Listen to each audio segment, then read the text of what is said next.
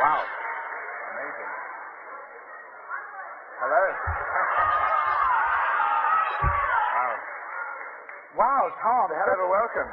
Just another night in Madrid, huh? Wow. That's one way to be welcomed, yeah. I wonder if this audience knows that you have a prior history with this town in terms of having been on stage here. Tell us a little bit about that. Yeah, well, Madrid is one of my favorite cities in the world because when I started acting, one of my very first jobs was with a theatre company called Cheek by Jowl, and they're very well known in England, and they have long, for the last 25, 30 years, staged huge productions of old plays with usually very young companies of actors who are often at the beginning of their acting lives, and I joined the company in 2006 and did two productions, The Changeling by Thomas Hiddleston and Cymbeline by William Shakespeare, and we toured all the way around the world. We went to New York and Moscow and Reykjavik and Paris and Luxembourg and Almagro. We played Almagro. But it was my favorite part was it was a 6-month gig, and you rehearse it for 6 weeks, and then off we go, and it was just a group of us in our mid-20s, and both tours we start rehearsing it on the first Monday of January, and the last date of the gig would be Madrid in July at Teatro Español. And the Spanish, I have to say, the interesting thing about touring was that you encounter so many different responses to the play, which were national. I've got to say the English audiences. As definições de vírus foram atualizadas. Like after touring, you come back to London, they'd be like, "Oh, come on, a bit more enthusiasm." But it was. In Madrid, we had amazing responses. I mean, you finished the tour here? It finished here? Yeah, we finished here, yeah. Wow, so you must have had one hell of a closing party. We did, yes. And it's, it was midsummer and on Plaza Santa Ana, and it felt so civilized to start, curtain up at 9 o'clock, and curtain down at 11, and then you come outside, everyone's still eating, little cerveza, and very, very civilized. Loved it. One of the great things, Tom, of course, about writing about theater in London, as I do, is seeing these sort of beginnings of people's careers, and then their careers develop in all sorts of ways, as yours obviously has. But it seems like most British actors begin in the theater, pretty much most of the major ones. And then they do or don't go on to cinema. When you were in the theater early on, what did you think about a film career? Did it seem totally remote, or were you always eyeing it, or how did cinema seem? Gosh, it's so hard to retroactively go back. I've always been a fan, a huge fan, a cinephile of every stripe, interested in movies and then into the cinema as an art form from being a child. And my DVD collection is enormous. As a student at RADA, I used to run down to not just the National Theatre but the BFI and watch reprints of Jacques Tati films, and I saw 2001 for the first time on the big screen at the National Film Theatre, and so I was always certainly a cinema fan. But it seemed to me that I went to drama school really to train to be a theatre actor, because I knew that drama school really gave you tools for stagecraft that you needed, I thought, and it gave you a kind of physical rigor and a professionalism and a way of attacking different texts and characters and methodologies, and I wanted to sort of immerse myself in learning accents and stage fighting and do everything from Shakespeare to Miller to Tennessee Williams and all these wonderful kind of the world of the theatre. And when I started in the theatre, it seemed very remote, this movie world. It seemed like you had to it was like being picked to play for Manchester United or Real Madrid. It's impossible, And it seemed very, I would be in productions like the ones you saw at the Don Mar or whatever, and I'd audition for films, and people would say, "Great audition, not this time." And I go, "Okay." And I started making a list. I wanted to sort of make a list of directors I'd met, so I didn't forget them if I met them again. And I had to stop making the list because I would never book anything. And people would always call my agent and say, "Tom's terrific. He's like, we came to see him in the play. There was always this question of finance and funding and need of, it just seemed like, I was like, well, forget it. It's never going to happen." And then I suppose I kind of broke my own rules a bit. And I became fascinated I was very lucky in the theatre to work with some very established film names, I suppose. I worked with Ewan McGregor and Chiwetel Ejiofor in Othello. And then I'd done a television thing with Dame Judi Dench and obviously with Kenneth Branagh. And I found that their stories were quite interesting, and they kind of demystified the whole thing for me. They sort of said, "Oh, don't listen to what they tell you, it's nonsense, And there was a received wisdom, certainly in my generation, that to go to America and try and start a film career was, you had to go off the back of some enormous homegrown success, like, I don't know, like Ewan in Trainspotting, for example. So then actually I was signed by an agent in Los Angeles who came to see Othello, and that never happens, An LA agent comes to see Shakespeare and goes, "No, that kid, he looks good, okay." And I sort of took a punt and went over to LA and just went with an open mind and an open heart, and I got lucky, I guess. Because what's fascinating is the way in which theater is threaded through your film work, as will be shown in the clips that we look at. Yeah. And so you've never entirely left theater behind, even though, of course, the film work has its own momentum. Well, I feel like any actor's lifeblood is the theater, really, truly. Because it reminds you of why you signed up. There's something very raw and very pure about standing in front of an audience live and performing a story from beginning to end every night. And you can't retake, and an editor can't snip out the best bits or the worst bits. And it's very pure, and there's an immediacy, an immediacy of connection with the audience that is amazing. And we live in a world now where everything electronic and technological is faster and easier, and our media now is insanely quick. And I said to a friend of mine the other day, I said, there's basically an app for everything. But there's no app for acting. Like, it's still the same art that it was for the last 3,000 years, since people started standing up and singing songs and telling poems. You still have to learn the lines and stand up and open yourself and be as truthful as you possibly can. So I think that's why theatre is so important and so a part of any actor's work, in a way. And that segues really well to the first of several clips from Tom's work that we're going to look at, which is actually a fully realized adaptation to the cinema by the director Terence Davis of a classic English play from the 1950s called The Deep Blue Sea by Terence Rattigan. So let's look at the clip of Tom from The Deep Blue Sea, and then we will hear more about it. Okay. The Deep Blue Sea.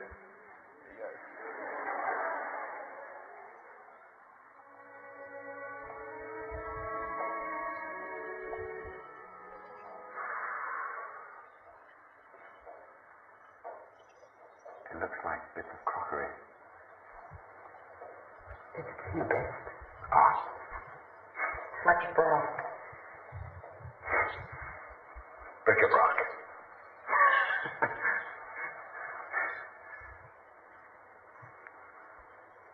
That was a joke. I gathered. We can't all be cultured. Can't all be childish either. Listen. childish people like me that save people like you from invasion. Why do you have to bring that up? It's beside the point. No one's questioning your bravery. It's your mind. My mind.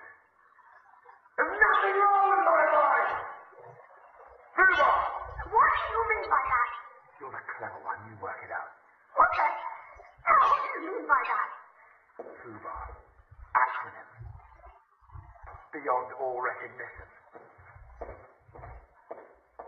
Where are you going? To the president!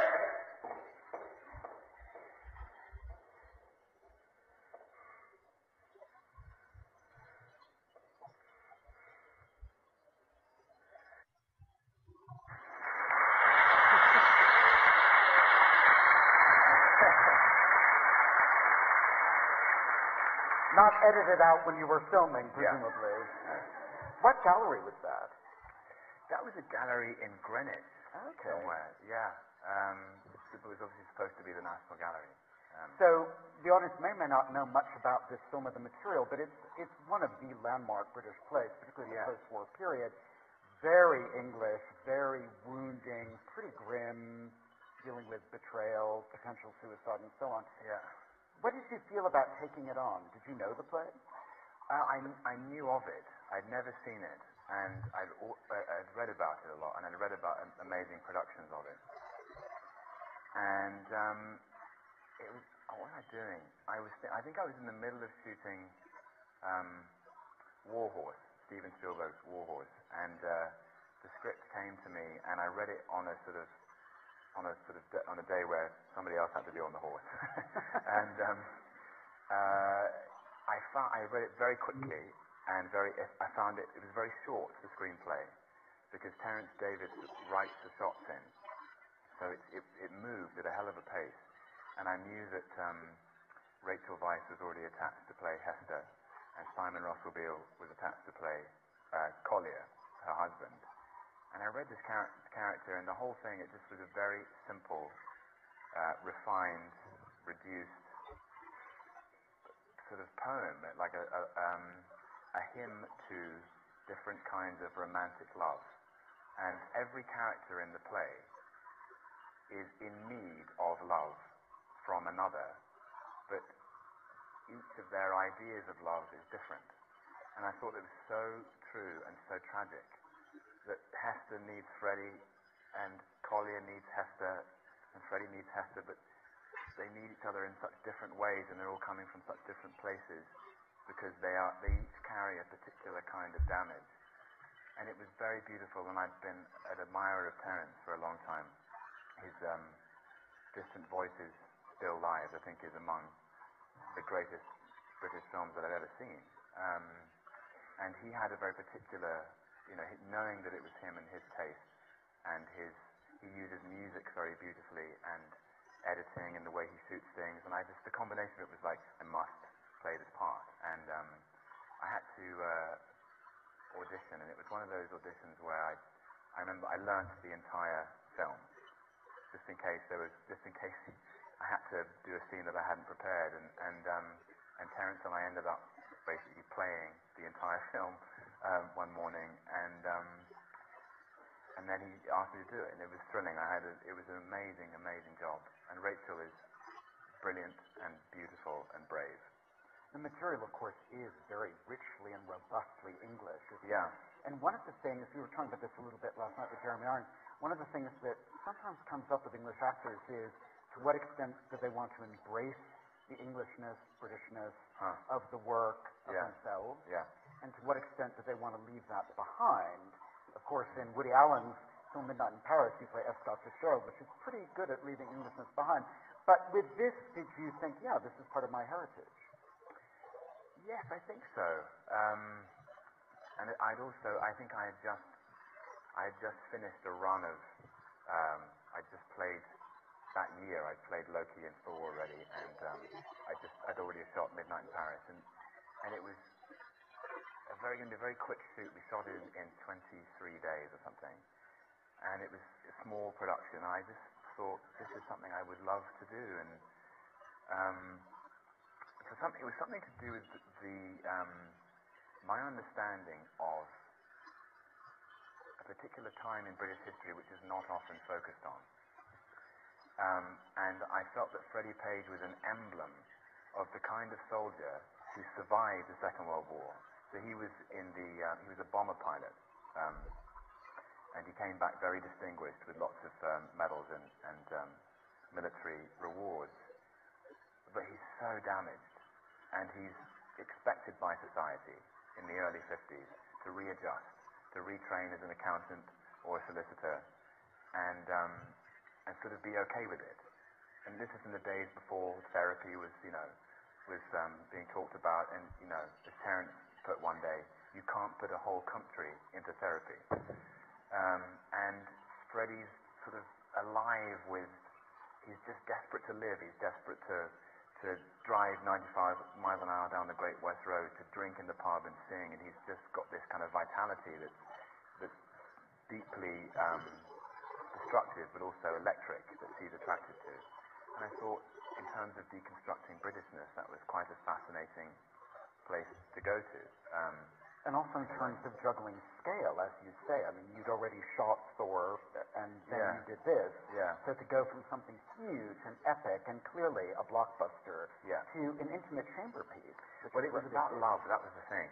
Actually, that was the thing. It was a film about love, and I'd done a lot of fighting that year. And I just was playing a cavalry officer charging into the front line, and Loki is there's a lot of fighting in his own way, and it was so nice to try and get inside what happens between a man and a woman in an intimate space. And it didn't matter to me that it was period, and actually Terence and Rachel weren't interested in making a period piece. I think if you make a period piece, there's no point in kind of emptily honouring the period if it doesn't speak to your time.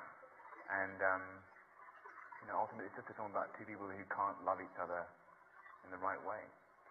And interestingly, of course, Loki does have a theatrical thread, because Thor was directed by somebody with whom you'd appeared on screen many times and actually on stage.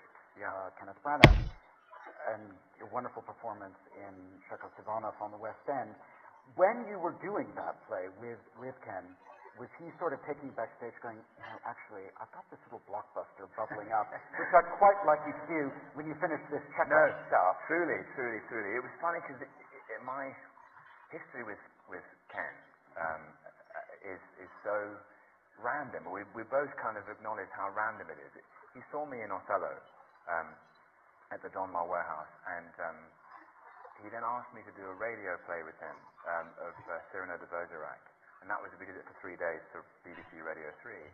And then Michael Grandage and Tom Stoppard, who'd written the adaptation of Ivanov, asked me to be in Ivanov. So it sort of had nothing to do with Ken. But then he also had asked me to be in Wallander, which is this adaptation of Swedish detective thrillers. So suddenly we were both staring down the barrel of an entire year together. And but it was fantastic, and it was during Ivanov that it was announced that he was directing Thor. And I kid you not, I was dressed, I had a goatee, and I was playing a very priggish, self-righteous Russian doctor, as Chekhov beautifully often writes. And he was so full of ideological fire and brimstone, and was wearing, braces and a waistcoat, and I looked so far from superheroic, if you could imagine, and a little pocket watch, and wire rim spectacles, and my little sort of book, and the notes I would take, and when it was announced that he was directing the film, in the interval, I ran up to his dressing room with an enormous empty water cooler, pretending it was the hammer of Thor in costume, and you got the job right then. And because it was so, in my own mind, it was so outrageously unavailable. It was just not going to. There was no way I was going to be considered. And then it so happened that I was talking to my LA agent who'd seen me in Othello after that, and I was in Los Angeles kind of noodling around, sort of seeing what was there, and he was there too, and so he asked me to come and audition for the role of Thor, because at that time, I mean, it's sort of an amazing character in a way, because it's like, on one level, Chris Hemsworth, who ended up getting it, and who is monumental in the role, I have to say. And he's a dear friend, and so there's absolutely no bad blood between us at all. He requires such physical stature, but also he requires a great actor who can go from arrogance to vulnerability to, but who can also sell the action of a big blockbuster, and so they really didn't know what they wanted, so they were looking at everybody, and I was over 6 foot and blonde, so I passed muster there, and I auditioned, and then eventually sort of got down to the wire, and the producers sort of said, this guy's kind of, it's all right, like, you should put him in the film somewhere, and I should say publicly, and I'm pleased to be able to say it, that I owe Kenneth Branagh an enormous debt of gratitude. I owe him so much, because the business is so often, that side of it, the big movie business, not the art, not the people, sort of the creative people, but the people with the dollars, they're so scared of investing in something that's not going to work, and Ken was able to say to producers on a film that cost a lot of money, Tom will, he's got it, don't worry, and to do that, it's just an amazing thing to do for a young actor. Like, everyone needs a break, and like I've said, there were many, many, many people. There's a long list of people who didn't give it to me, and I was starting to think that it was kind of never going to happen. It's funny because he's almost been sort of this guiding light throughout your career in an odd way. He'll probably be so ashamed to hear you say that, but he has been, and he's been very, very inspiring. Not just because the thing is, he's never given me advice, he's never taught me how to do anything, but he's always, just by virtue of how he works, I found very, very inspiring. His extraordinary diligence and care and industriousness and professionalism, and I've never seen him literally not run at the day. The amount of, he's got such energy, and he never takes anything for granted, and it's never over. He just reads everything, and he's kind of a very, very searching, curious intellect. Well, you talked about the physical transformation that you affected in order to be in Ivanov, and of course you had a completely different physical transformation to do the Thor sequence, and you're currently shooting the 3rd one in the series. Yeah. But before we talk further about that, let's look at the next clip, which is from The Avengers. Oh my goodness.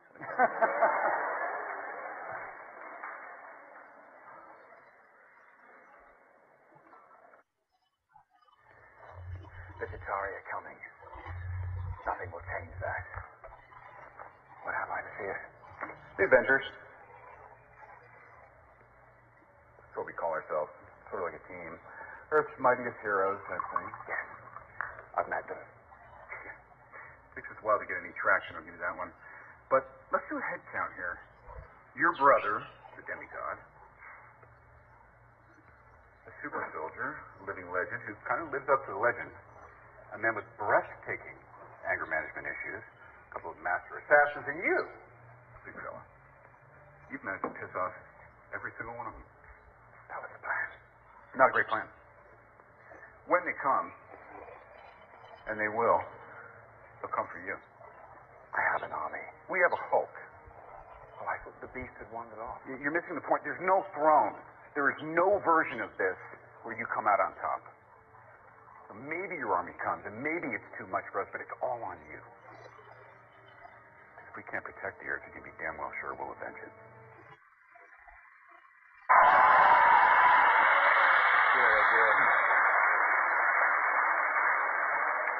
So, Tom, where do we begin? The hair, the boots, the garb, the voice? Oh, my goodness. What is it like when you look at that? What do you think? It's funny to talk so high-mindedly about industriousness and diligence, and really it's just wearing silly costumes, isn't it? I'm so proud to be in that film, because there's part of me, and I think there's a part of any actor, that's basically still a 5-year-old child. And I grew up watching things like Christopher Reeve in Superman and Harrison Ford in Indiana Jones and you know, superheroes. It's the biggest. It's a toy box, and I love playing that character because he's actually really complex for a superhero, for a supervillain. And it's part of the appeal is to do with the physical transformation, because I've never wanted to be, and it kind of threads into what we were saying about Britishness. I've never wanted to be boxed in by a type of character that I always play. I find I just wouldn't find it very interesting, and I don't think anyone else would. And part of the reason I'm an actor is I'm interested in different shades of the truth in different parts of life, and how quite often we're like the human race is bound together by a certain unity in things, and that acting in whatever you're in is about excavating the things that make us all the same: birth, death, love, grief, loss, loneliness, gratitude, generosity, humor, solitude, and all of those things exist in every story, in any time, in any place. And the joy for me, the joy for me of playing different people from different times in different costumes with different hair color and you know, and different shades, is that whether it's the Deep Blue Sea or Ivanov or the Avengers, you're still kind of digging around in humanity.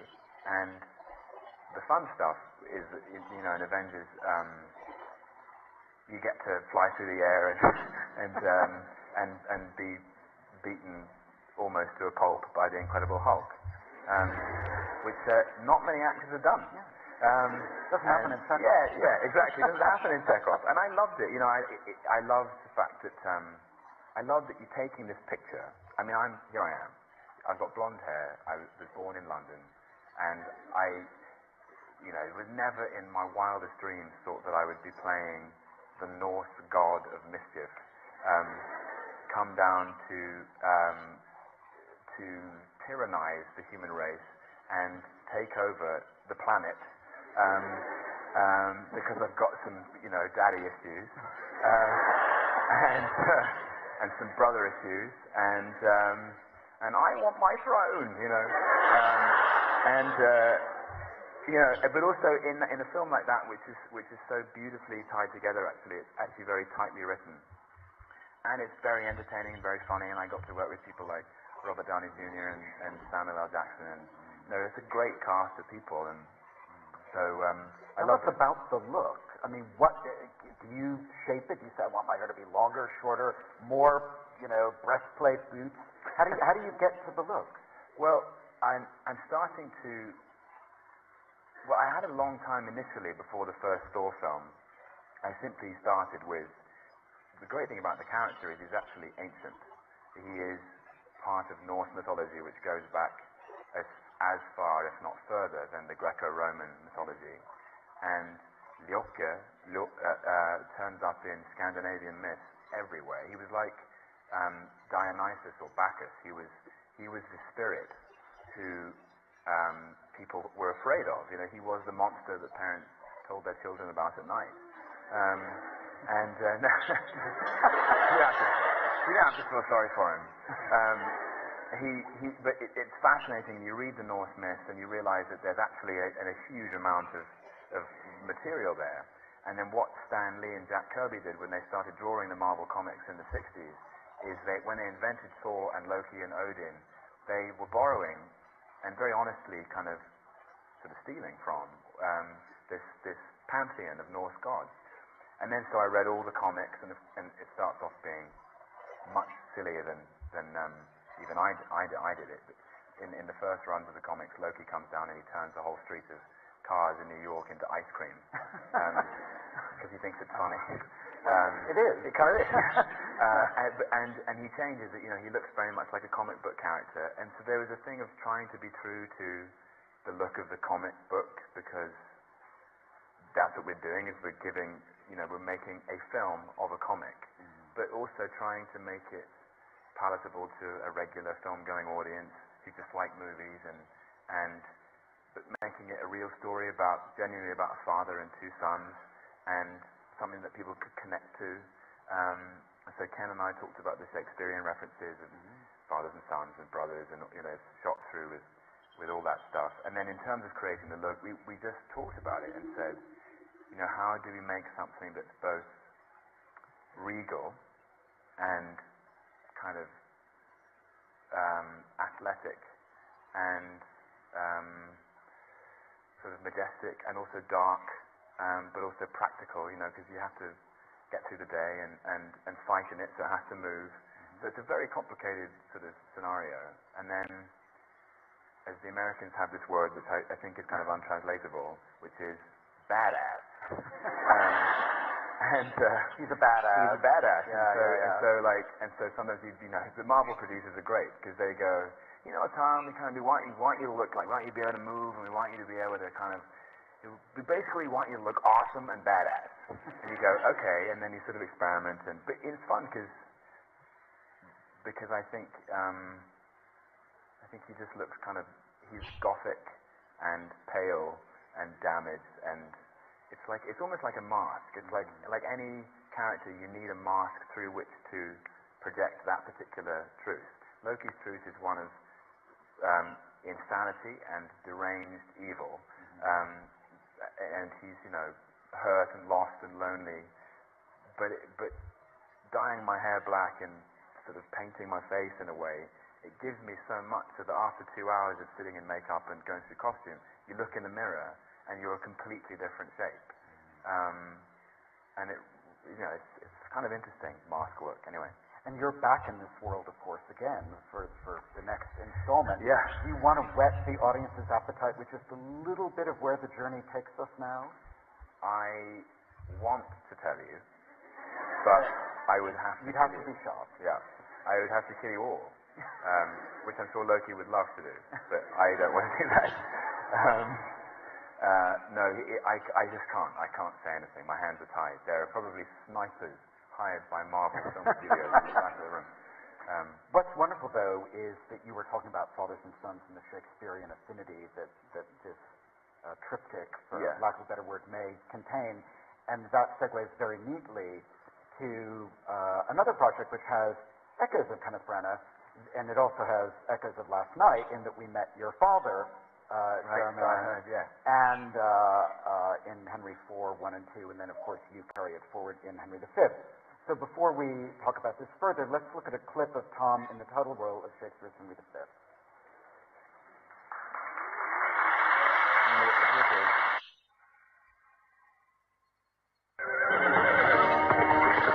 Once more, I come to know of thee, King Harry. If for thy ransom thou wilt now come down before thy most historic overthrow, who has sent thee now? The Constable of France. I pray thee bear my former answer back. Bid them achieve me and then sell my birth. Good God! Why should they mock poor fellows thus? And many of our bodies shall no doubt find native graves, upon the which I trust shall witness living brass of this day's work. Let me speak proudly. Tell the Constable we are but warriors for the working day. Our gayness and our guilt are all besmirched with rainy marching in the painful field.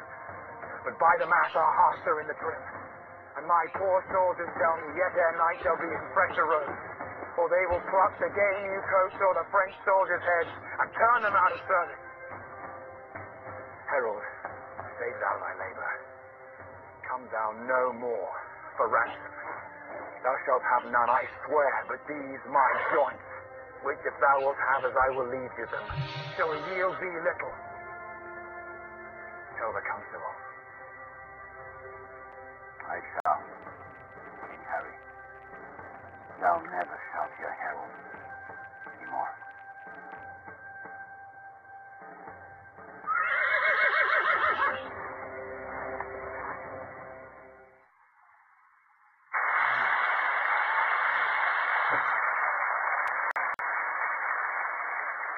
So here you are playing a role that when you were 7, if I've done my math correctly, when you were 7, Kenneth Branagh did on screen, getting Oscar nominations for Best Actor and Best Director. Did you, when you got this assignment for the BBC, call him up and go, what do I do?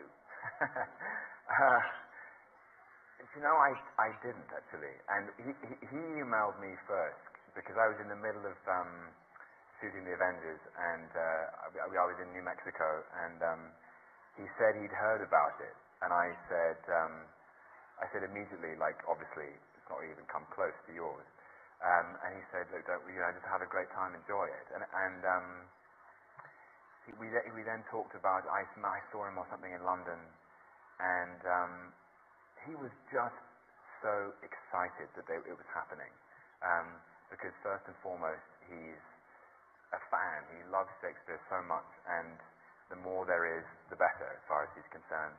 And he loved that they were doing the sort of 4 of them in sequence: Richard II, Henry IV, Part 1, Part 2, and Henry V.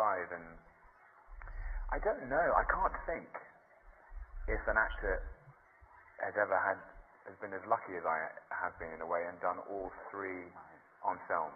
People have done it on stage, and people have played Hal and the Henry V, but it was to do the whole journey was amazing. And actually, I received an email from him over the summer, and he said he watched it, and he just thought it was amazing, and he was so proud and very sweetly very proud of what I'd done, but more proud of what everybody had done, what Richard Eyre had done, and Thea Sharrock, and absolutely, he was raving about Jeremy Irons. Just said, it's amazing to see Henry IV at the centre of that play again, or both plays, and just thought it was fantastic that it was happening, and one hopes that it gives the BBC confidence to commission more, and because it was something that Shakespeare is, as a British citizen, it's our greatest artistic inheritance in a way, and we should do more, he should be on television more, so I was so lucky to get to do them. The amazing thing, of course, as you know, about any Shakespeare in Britain is that they come in battalions, and the week that your Henry V was shown on the BBC in the UK, I actually saw 2 stage productions of it the same week, one at Shakespeare's Globe and then the Propeller version at a theatre in North London called the Hampstead. My question is, what is that like for an actor taking on these iconic parts when you know that the comparisons are ubiquitous? Well, I knew if I was going to play Henry V, and having worked so much with Kenneth Branagh, I was like, well, it's going to happen. And I just sort of let that go immediately. And the first emotion, because actually they happened quite far apart. Richard Eyre, bizarrely, I met in Singapore airport at 2 o'clock in the morning. He was on his way to open Mary Poppins in Sydney, and I was on my way to Sydney to go to the world premiere of Thor, and we'd been trying to meet in London the week before, and we hadn't managed it, and we were getting off the plane to change planes, and I said hello, and he said, Tom, what are you doing here? And then we talked about Prince Hal, and then I remember him asking me to do it on the day of the royal wedding. Bizarrely, I was watching the Duke and Duchess of Cambridge process up the aisle, and it was very sort of majestic and a scene of pageantry. And I thought it was kind of interesting that he'd asked me to do it that day. But then the Henry V idea didn't come until later, when the producers, Pippa Harris and Sam Mendes, were thinking, well, wouldn't it be interesting to ask Tom to do it, because then he can do all of them. So it wasn't to be a package? No, initially. And so then I had to fly back and meet Thea, because I'd never met her before, even though I'd been a huge fan of her work.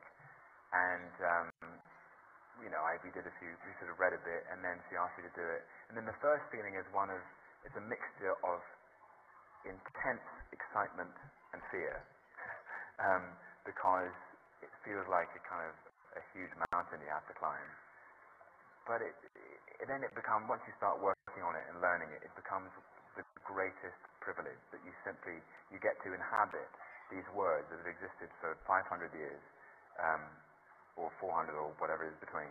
And the wisdom and compassion and eloquence in the writing is something that is the greatest gift of any actor.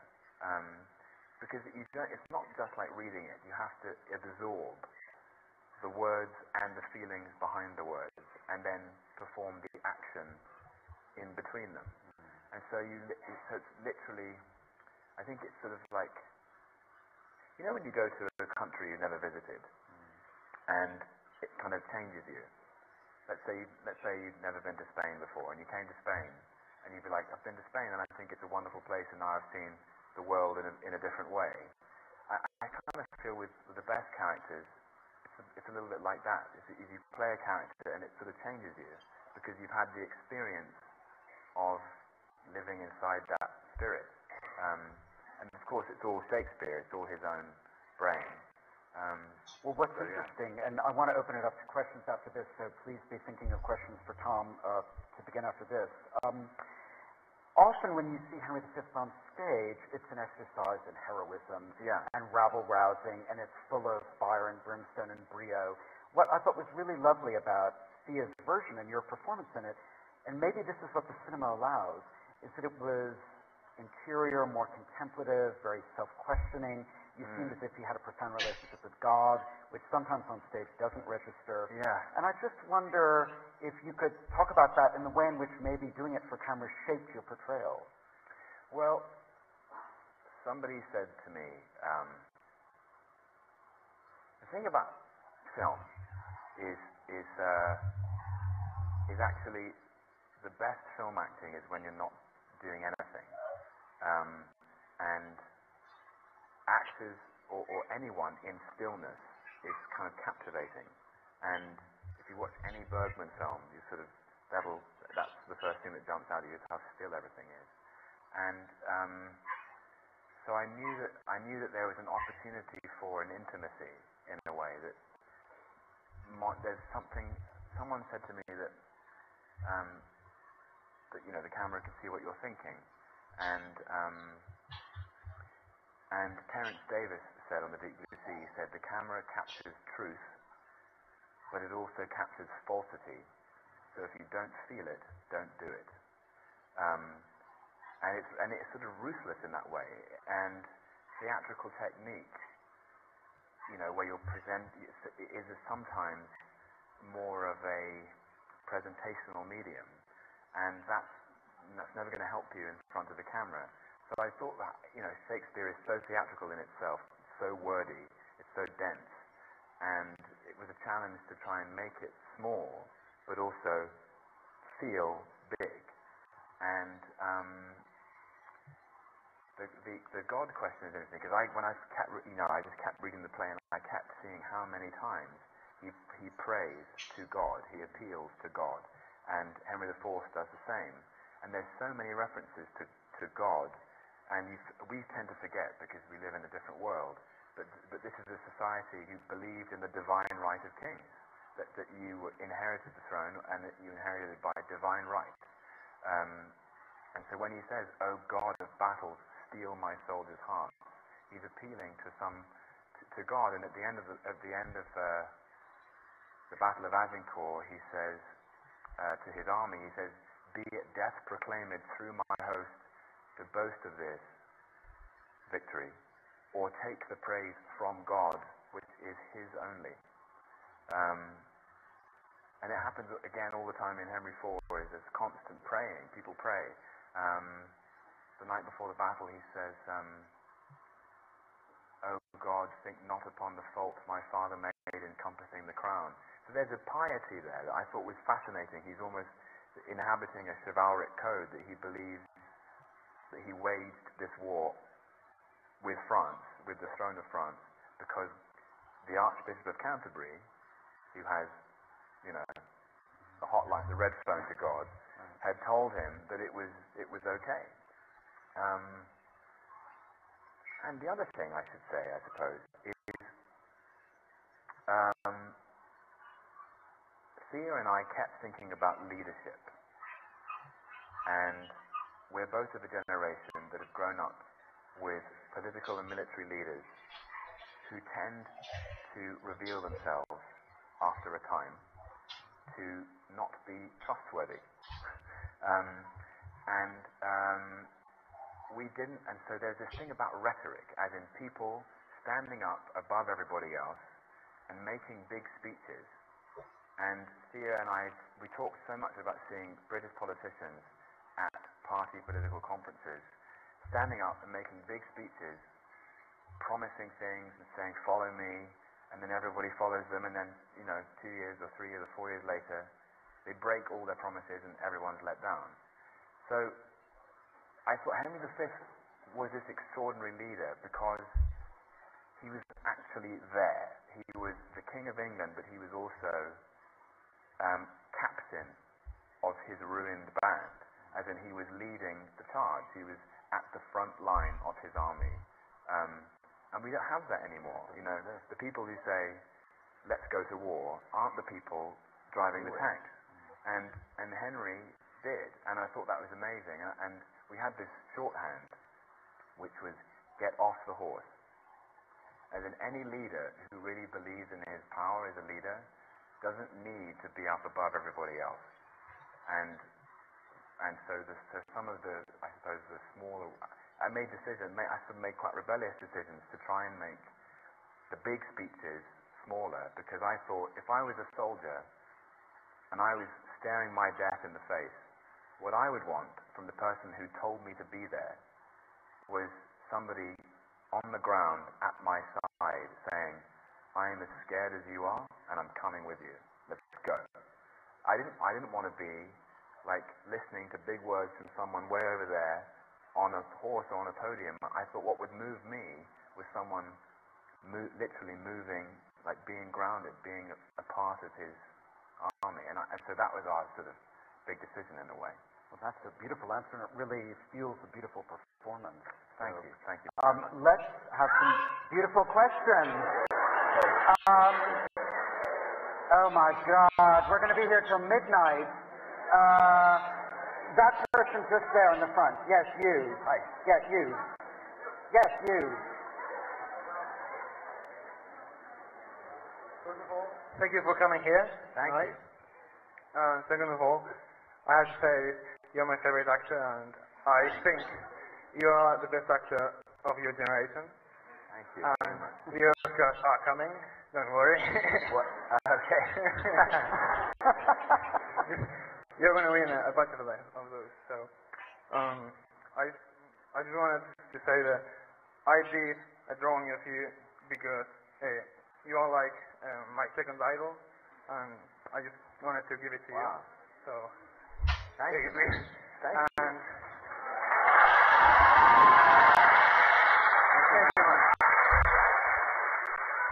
you can check how the other drawings if you want to. I'm here. Check them out if you want. Oh, they're incredible. Wow. And there's also another girl here. That's pretty cool. Who has another drawing. There you go. Thank you, Tom. Thank you. Does anyone have a question, or are you all bringing gifts for Tom?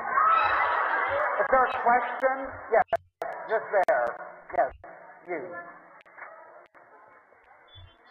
Good afternoon. My name is Eva. Hello. And I would like to know if in the near future you are preparing some project in the line of the deep blue sea. Of the deep blue sea? Yeah. But more things like that.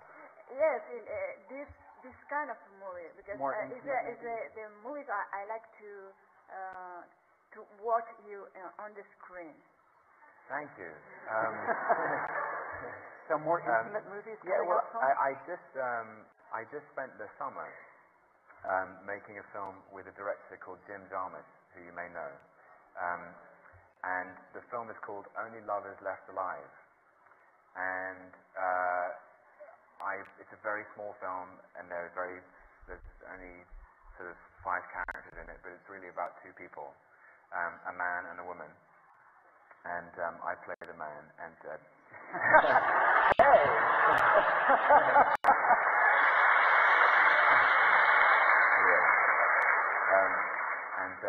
Tilda Swinton plays the woman.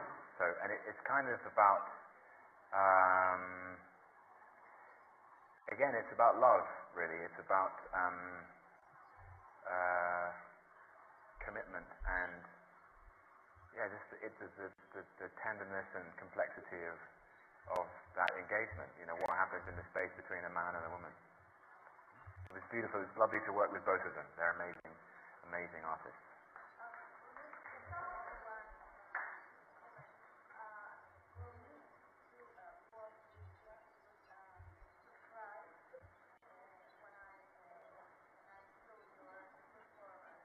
Saying it was a surprise.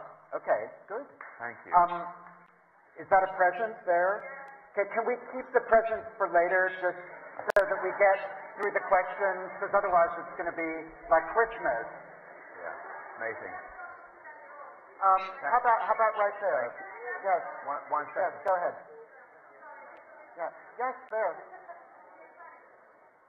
In Spanish. Okay. You need headphones. Headphones. Sorry. Mi pregunta es cómo preparó. I'd like to ask you how you, in the tavern of, in the scene with Henry IV, when you play Jeremy Irons, how did you prepare this scene? ¿Cómo? No entendí yo. En la taberna. Cuando está en la taberna. In the tavern, when you imitate your father, how do you prepare this imitation? Well, that's one of the great scenes in the play, because it's just a beautiful conceit that the scene before Prince Hal goes to see his father and is roundly chastised for misbehaving, that Falstaff suggests that before he goes he just have a dress rehearsal. And Falstaff plays the king, you know, giving Hal a reprimand, and then Hal has the idea to be his father and Falstaff be Hal. And Jeremy actually was very, very kind in recording himself saying the speech that I had to say, so that I could do an impression of him. That's wonderful. Yeah. That's great. So very early on, I got a kind of MP3 of Jeremy's amazing voice, simply reading what I had to say, and then I made a terrible kind of hopelessly pantomimic impression of it. But I hope he's not too offended by it. Is there a question just behind, somewhere there? Yes, it's that woman there. Yeah. Yes? Yes, you.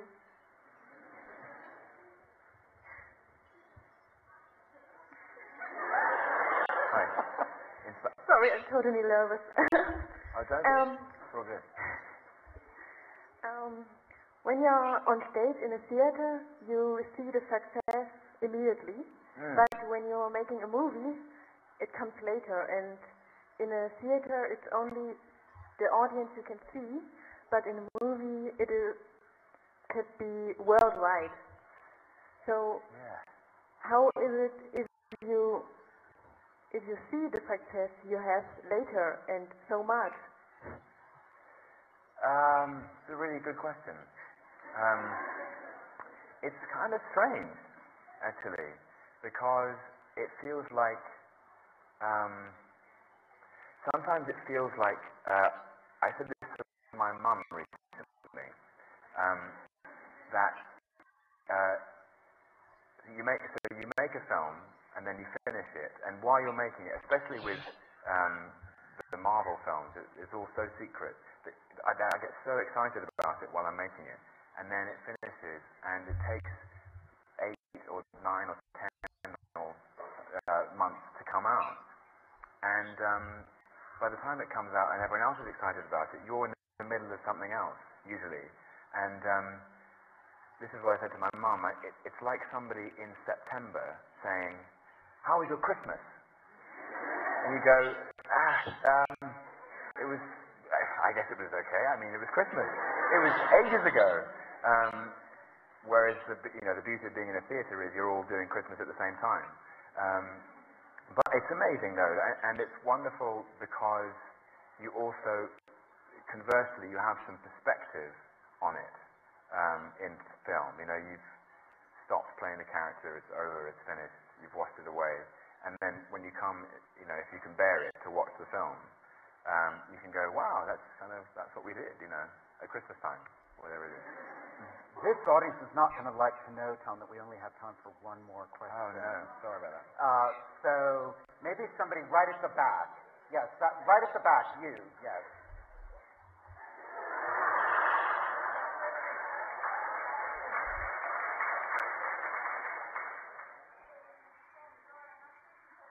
Hang on a second. Microphone.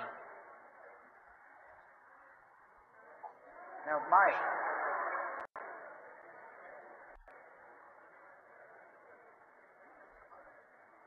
Sorry.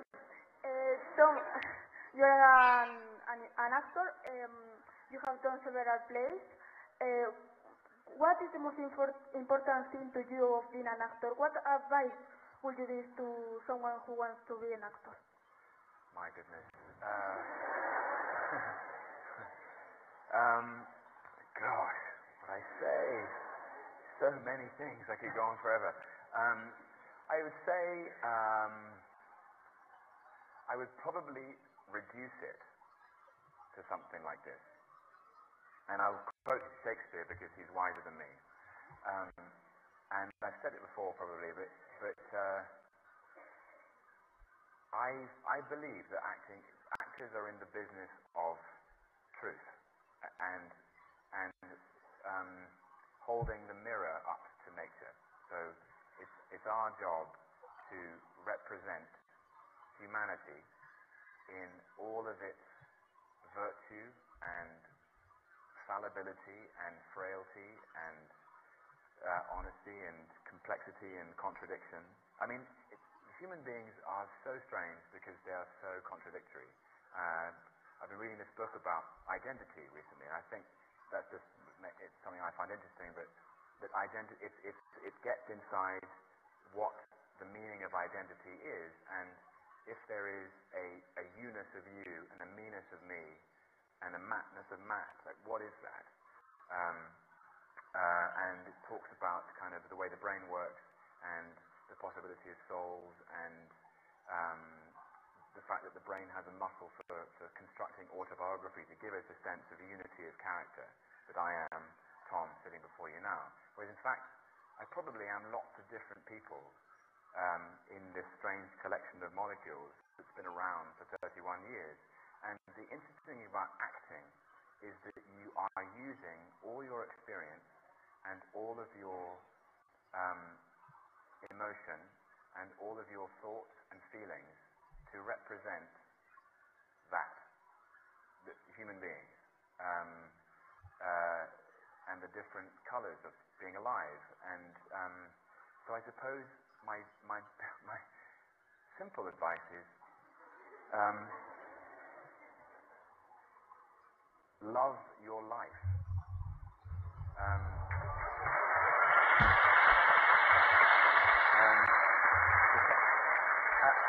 I only say that because your life is what you have to give.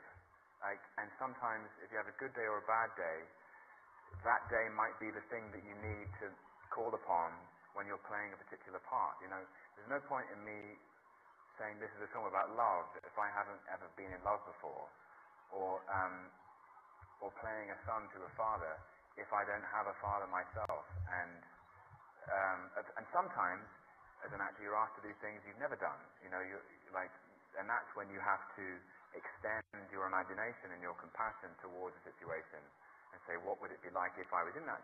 If I was in, you know, with Loki, what would it be like if I had been adopted and lied to and betrayed, and but I also had some kind of strange magical power, you know. And you know, but children do it readily. You know, children play that game all the time. So I'll finish with the Shakespeare, which is sort of, after love your life, to thine own self be true, and it must follow as night the day. Thou canst not then be false to any man.